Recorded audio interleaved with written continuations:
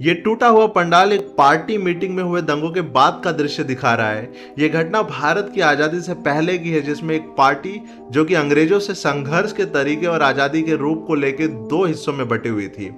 एक दल अंग्रेजों से नरमी का बर्ताव रखना चाह रहा था, जिसे नरम दल कहते थे, और एक दल गर्मी यानी विद्रोह का तरीका अंग्रेजों के साथ रखना चाह रहा था, जिसे गरम दल कहते थे। साल है 1907 और पार्टी का अध्यक्ष चुना जाना था। गरम दल के अगुआ बाल गंगाधर तिलक कहीं पार्टी के अध्यक्ष न बन जाए, इस डर से पार्टी की मीटिंग नागपुर के बजाय सूरत में बुलाई जाती है। सूरत उस वक्त बॉम्बे प्रेसिडेंसी का हिस्सा था, वही बॉम्बे प्रेसिडेंसी जहां बाल गंगाधर तिलक का जन्म हुआ था। पार्टी का रूल था कि अगर मीटिंग किसी प्रेसिडेंसी यानी किसी राज्य में हो रही है तो उस राज्य में पैदा हुआ व्यक्ति उस मीटिंग में पार्टी का अध्यक्ष नहीं चुना जा सकता। गरम दल के बाल गंगाधर का नाम अध्यक्ष पद के लिए आगे नहीं बढ़ पाया। गरम दल ने अपने तरफ से लाला लाजपत राय का नाम आगे किया। नरम दल अपने तरफ से रासबिहारी घोष का नाम आगे करती है। पार्टी के इतिहास में पहली बार अध्यक्ष का चुनाव वोटिंग से किया जाना था। रासबिहारी घोष के नाम के लिए नरम दल के लोगों ने अपनी सहमति ए का उद्घोष करके किया, वहीं गरम दल के लोगों ने विरोध में बू का नारा लगाया। इससे नरम दल के लोगों को गुस्सा आ जाता है और वे गरम दल के लोगों को मारने के लिए गुंडे भेजते हैं। गरम दल भी अपने तरफ से अंडे और जूते फेंकने लगती है। मामला बढ़ने पे दोनों तरफ से कुर्सियां फेंकी जाती है और पंडाल जो मीटिंग के लिए बनाया गया था वो टूट जाता है। पुलिस को बीच बचाव करना पड़ता है और मीटिंग कैंसिल हो जाती है। नरम दल उसके बाद अपनी सीक्रेट मीटिंग करती है और गरम दल के लोगों को पार्टी से निष्कासित कर देती है। ये घटना भारत की आजादी के संघर्ष में जुटी सबसे बड़ी राजनीतिक पार्टी कांग्रेस की है, जो कि कांग्रेस के भारत की आजादी के प्रति उसके तात्कालीन रुख को दर्शाता है। तो नमस्कार दोस्तों, मैं हूं दीपक दुबे, आप सभी का स्वागत करता हूं मेरे यूट्यूब चैनल जिज्ञासु भारती में। आज का वीडियो हमारा कांग्रेस पार्टी के ऊपर है। इस वीडियो में हम जानेंगे कि कांग्रेस पार्टी की स्थापना कैसे हुई थी, उसका आजादी में क्या योगदान था और उसके आजादी के बाद क्या अंजाम होता है। तो बने रहिए इस वीडियो के अंत तक और जानिए कांग्रेस पार्टी के इतिहास के बारे में। तो चलिए शुरू करते हैं।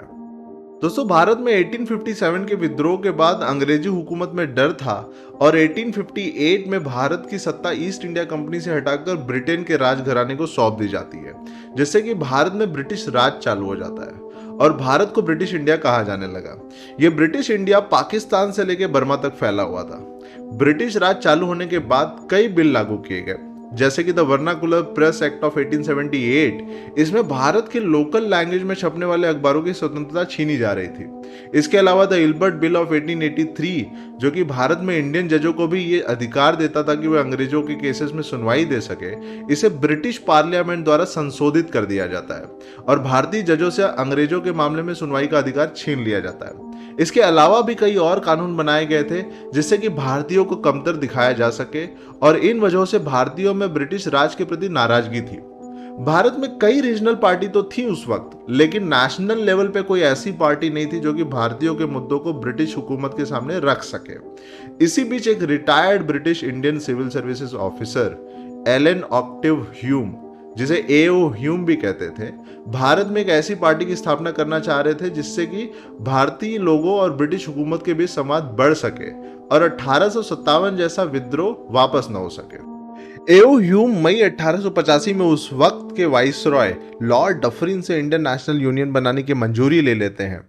मेंबर खोजने की शुरुआत तो एओ ह्यूम ने 1883 से ही शुरू कर दिया था और कलकत्ता, मद्रास और बॉम्बे से कई लोगों को पार्टी में ज्वाइन होने के लिए मना लिया था। दिन आता है 28 दिसंबर 1885 का, जहां 72 लोग बॉम्बे के गोकुलदास तेजपाल संस्कृत कॉलेज में मिलते हैं और इंडियन नेशनल कांग्रेस की स्थापना कर देते हैं। पार्टी के पहले अध्यक्ष कलकत्ता के वोमेश चंद्र बैनर्जी बनते हैं और एओ ह्यूम को पार्टी का जनरल सेक्रेटरी बनाया जाता है। एओ ह्यूम के अलावा भी पार्टी की स्थापना में दो अन्य अंग्रेज, विलियम वेडरबर्न और जॉन जार्डिन भी थे। तो इस तरह दोस्तों कांग्रेस पार्टी की स्थापना होती है और पार्टी के फाउंडिंग मेंबर में दादा भाई नौरोजी भी थे, जिन्हें the great grand old man of India भी कहा जाता है। दोस्तों, कांग्रेस ने शुरुआत के 20 साल यानी 1885 से 1905 तक कांग्रेस पार्टी को कुछ खास अचीवमेंट नहीं मिला था। इस दौरान कांग्रेस पार्टी का मेन एजेंडा ब्रिटिश हुकूमत में भारतीयों की सहभागिता को बढ़ाना था और 1892 में दादा भाई नौरोजी ब्रिटिश पार्लियामेंट में चुने गए पहले भारतीय बने थे और इसी साल इंडियन काउंसिल एक्ट के पारित होने से भारतीयों की इंडिया के गवर्नेंस में सहभागिता बढ़ी थी, जिससे कांग्रेस को बहुत थोड़ा सा सही लेकिन सफलता मिली थी। लेकिन कांग्रेस अभी भी ब्रिटिश हुकूमत के प्रति लॉयल थी। फिर आता है साल 1905 का वर्ष, जब बंगाल का धर्म के आधार पर विभाजन हो जाता है। भारत में इसका जम के विरोध होता है। बाल गंगाधर तिलक ने स्वदेशी मूवमेंट की शुरुआत कर दी और कहा कि भारत के लिए स्वराज ही केवल विकल्प होना चाहिए। साल 1905 में ही prince of Wales George five और princess of Wales Mary Mumbai आ रही थी। तिलक ने कांग्रेस को इसका विरोध करने के लिए कहा, लेकिन तिलक के इस सुझाव का ही विरोध गोपाल कृष्ण गोखले ने किया था और तिलक के गुट को एक्सट्रीमिस्ट ग्रुप यानी कि गरम दल कहने लगे। साल 1906 में कांग्रेस की मीटिंग कलकत्ता में होती है और गरम दल दादा भाई नौरोजी को स्वराज्य के मुद्दे पे मना लेता है और पहली बार कांग्रेस इसी मीटिंग में स्वराज को अपना एजेंडा बनाती है। फिर आता है साल 1907 कांग्रेस की सूरत मीटिंग। उसकी कहानी हमने वीडियो की शुरुआत में देखा। बंगाल विभाजन के 2 साल बाद कांग्रेस पार्टी का विभाजन हो जाता है और एक्सट्रीमिस्ट ग्रुप यानी गरम दल को पार्टी से निकाल दिया जाता है। उसके बाद ब्रिटिश गवर्नमेंट गरम दल के लोगों पे कड़ी कार्रवाई करती है और 1908 में तिलक को देशद्रोह के मामले में 6 साल की सजा देके मांडले जेल में डाल देती है, जो कि मौजूदा समय में म्यांमार में है। तिलक जी के जेल जाने से गरम दल खत्म हो जाता है। खैर, भारत में आम जनता अपने लेवल पे बंगाल विभाजन का विद्रोह करते रहती है और साल आता है 1911।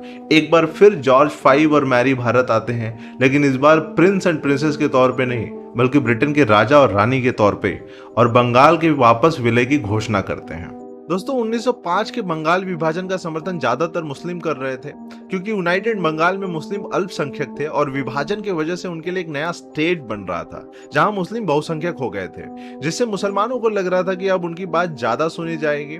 मुस्लिम समुदाय का एक ग्रुप, जिसे आगा खान लीड कर रहे थे, उसने 1906 में मुस्लिम लीग की स्थापना कर दी थी, जो कि बाद में कांग्रेस की एक मेन कॉम्पिटिटर पार्टी बनकर उभरती है और भारत के विभाजन का अंतिम कारण बनती है।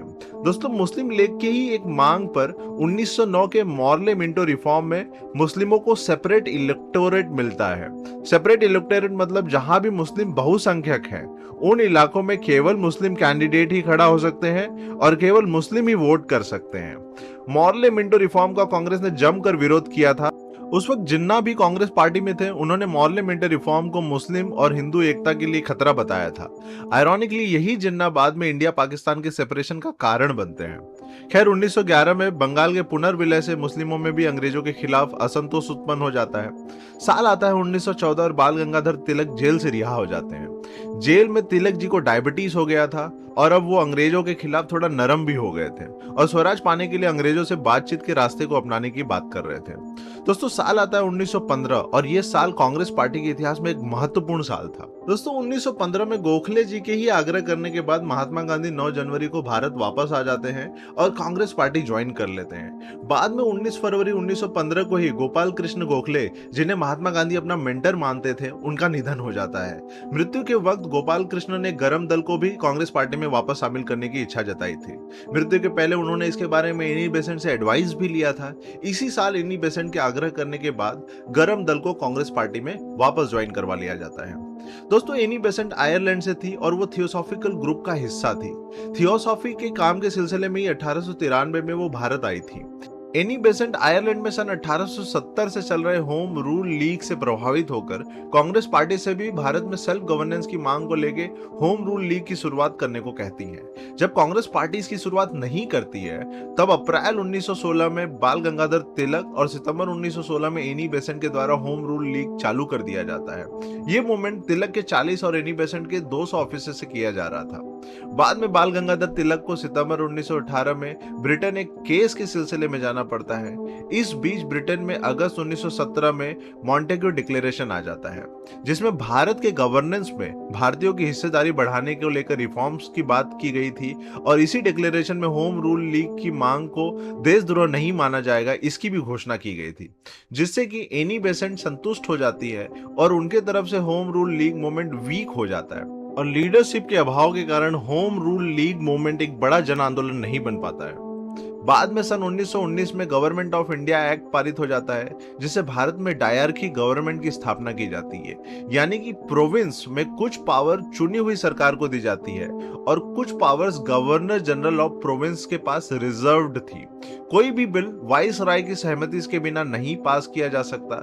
हालांकि वाइस राय बिना काउंसिल के मंजूरी के कोई भी बिल पारित कर सकते थे। इस एक्ट के प्रति कांग्रेस पार्टी में काफी असंतोष था। इसके अलावा मार्च 1919 में एनार्कियल एंड रिवॉल्यूशनरी क्राइम्स एक्ट, जिसे रॉलेट एक्ट भी कहते थे, पारित हो जाता है, जिसमें देशद्रोह के मामले में आरोपियों को बिना ट्रायल गिरफ्तार करने और विदाउट वारंट सर्च ऑपरेशन करने का प्रावधान था। फिर आता है ब्रिटिश राज के दौरान का एक और काला दिन, 13 अप्रैल 1919। पंजाब में रॉलेट एक्ट के विरोध के चलते मार्शल एक्ट यानी कि धारा 144 लागू था। 4 लोगों से ज्यादा लोगों का जमा होना वर्जित था, लेकिन बैसाखी के मौके पे कई लोग जलियांवाले बाग में इकट्ठा होते हैं। इसी बीच जनरल डायर आ जाता है और निहत्थे लोगों पे गोलियां बरसाने का आदेश दे देता है। करीब 10 मिनट तक गोली बरसाई जाती है। गोली बरसाने के बाद का जो मंजर होता है वो बेहद भयानक और दर्दनाक होता है। करीब 1000 मासूम लोग, जिसमें ज्यादातर बच्चे और महिलाएं थी, उनकी मृत्यु हो जाती है और 1500 से ज्यादा लोग जख्मी हो जाते हैं। इस घटना ने पूरे देश को झकझोर दिया था और पूरे देश में गुस्सा था। 1 अगस्त 1920 को गांधी जी अंग्रेजों के खिलाफ पूरे देश में नॉन कोऑपरेशन मूवमेंट यानी कि असहयोग आंदोलन की शुरुआत कर देते हैं। दोस्तों, नॉन कोऑपरेशन मूवमेंट की शुरुआत में जवाहरलाल नेहरू महात्मा गांधी से मिलते हैं और कांग्रेस पार्टी के साथ एक्टिवली जुड़ जाते हैं। इससे पहले नेहरू एनी बेसेंट के होम रूल लीग का भी हिस्सा थे। दोस्तों, जिस दिन असहयोग आंदोलन की शुरुआत हुई थी उसी दिन बाल गंगाधर तिलक जी का हार्ट अटैक से देहांत हो जाता है। 1917 में दादा भाई नौरोजी की मृत्यु पहले ही बॉम्बे में हो चुकी थी। अब तिलक जी के मृत्यु के बाद मोतीलाल नेहरू वगैरह ने महात्मा गांधी को ही कांग्रेस को लीड करने को कहा। असहयोग आंदोलन को पूरे देश में युवाओं का भरपूर सहयोग मिला था और चूंकि गांधी जी खिलाफत मूवमेंट के समर्थन में थे तो उन्हें मुस्लिमों का भी समर्थन मिला था। असहयोग आंदोलन में अंग्रेजों की हर एक व्यवस्था जैसे शिक्षा, स्वास्थ्य, रेलवे, सफाई, न्यायालय जैसे संस्थानों का बहिष्कार करना था। इसमें शराब की दुकानों का भी विरोध करना था और गांधी ने चरखा चला के कपड़ा बनाने को भी कहा था, जिससे कि स्वदेशी सामान को बढ़ावा मिल सके। सब कुछ सही चल रहा था इस आंदोलन में। अंग्रेजी हुकूमत पस्त होने लगी थी, जनता में खूब उत्साह था और वो अंग्रेजी हुकूमत को उखाड़ फेंकना चाहती थी। नॉन कोऑपरेशन मूवमेंट की वजह से कांग्रेस पार्टी, जिसे अमीरों की पार्टी कहते थे, अब वो सही मायनों में आम जनमानस की पार्टी बन चुकी थी और गांधी की पहचान अब एक मास लीडर के रूप में हो गई थी। इस आंदोलन के दौरान सन 1921 में नेताजी सुभाष चंद्र बोस भी बॉम्बे में महात्मा गांधी से मिलते हैं और वे गांधी के भारत के स्वतंत्रता के प्लान और विचारों को लेकर डिस्कशन करते हैं। नेताजी गांधी के विचारों को सुनने के बाद उससे असंतुष्ट थे। उन्हें लगता था कि गांधी जी के प्लान एंड थॉट क्लियर नहीं है। हालांकि नेताजी इसके बाद भी 20 साल तक कांग्रेस पार्टी में रहते हैं। मैं आपको बता दूं कि जब ये मीटिंग हो रही थी उस वक्त नेताजी केवल 24 साल के थे और महात्मा गांधी 51 साल के थे।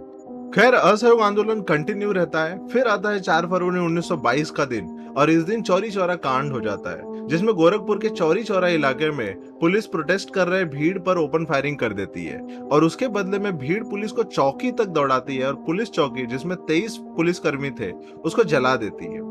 इस घटना के बाद असहयोग आंदोलन अचानक से गांधी द्वारा बंद कर दिया जाता है। हालांकि बहुत से लीडर ने कहा कि असहयोग आंदोलन को कंटिन्यू करना चाहिए, बिकॉज ये भारत की आजादी के लिए सबसे बड़ा जन आंदोलन था और देश के केवल एक जगह कोई घटना हो जाती है तो उसका परिणाम राष्ट्रव्यापी आंदोलन को बंद करना नहीं होना चाहिए।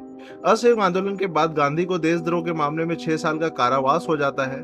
हालांकि उन्हें 2 साल बाद स्वास्थ्य कारणों से छोड़ दिया जाता है। तो ये है इस वीडियो का अंत दोस्तों। इस वीडियो में हमने कांग्रेस पार्टी की स्थापना के वक्त, जब कांग्रेस एक एलीट लोगों की पार्टी थी, तब से लेके कांग्रेस पार्टी के आम जनमानस बनने की पार्टी तक का सफर देखा। नेक्स्ट वीडियो जो कि 27 अप्रैल को रिलीज होगा, उसमें हम कांग्रेस पार्टी के सन 1922 से लेके आजादी तक का सफर देखेंगे। तो थैंक यू सो मच दोस्तों इस वीडियो के अंत तक बने रहने के लिए। अगर आपको ये वीडियो पसंद आया तो इसे आप लाइक करें और अपने दोस्तों के साथ शेयर करें। और यदि आप हमारे चैनल पर नए हैं तो भारत के ऐसे ही दिलचस्प कहानियां सुनने के लिए हमारे चैनल को सब्सक्राइब करें। तो मिलते हैं नेक्स्ट वीडियो में, तब तक के लिए जय हिंद दोस्तों।